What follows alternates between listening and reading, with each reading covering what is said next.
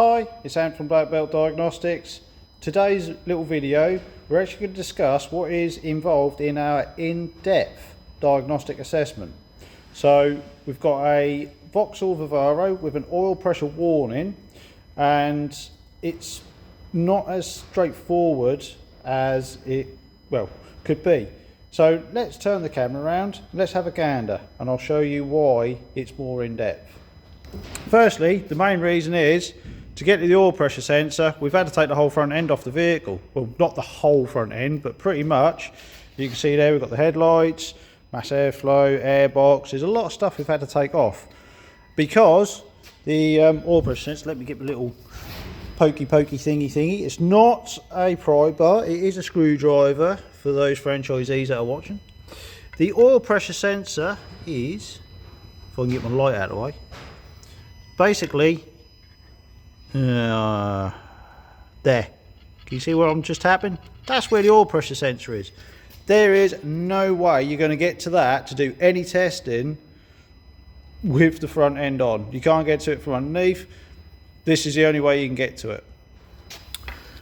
So basically, with the engine running, looking at the live data, we're getting in our oil pressure switch is saying open, even with the engine running.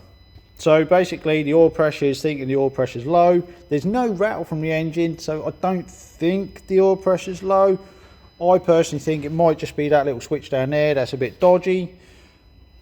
Very quickly run you through a basic wiring diagram of how it works. The instrument cluster outputs a voltage to the oil pressure switch. Now that open is indicating when there's no pressure to it, the switch is open. And you can see I've back probed it with it unplugged.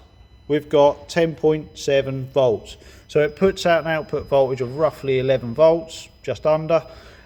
And if we were to, if the sensor had oil pressure, it should close, pulling that voltage down to 0.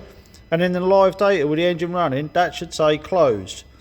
But because it's saying open, it's then putting a warning saying I've got an oil pressure issue. So one of the ways we could verify it is knowing the circuit design. To see that state saying closed, all it needs is a ground. So I'm going to use my infamous scope on a rope, and you can see that I'm back probed to it. So I'm just going to have a little, it's not going to be too brilliant, but I should be able to pull that down. Notice the voltage is now around 200 millivolts, and have a look at that. Straight away it goes to closed. I've let it off, you can see it goes open. Right, closed, open. That has proven the wire from there all the way to the instrument cluster inside the car, and the instrument cluster has the ability to read that data correctly. This needs an oil pressure switch, and that is why this is £249 to do this test. Not for the test itself, but the actual time it's taken to get to the component. It's not straightforward. As I may have posted, the magical pooter doesn't tell us what's wrong. It doesn't tell us that that sensor's faulty. There's not even a trouble code for oil pressure at all. There is a couple of CAN bus codes, but we're not too worried about that, even though we love a CAN bus fault here at Black Belt Diagnostics. So hopefully you enjoyed that video, and thank you for watching.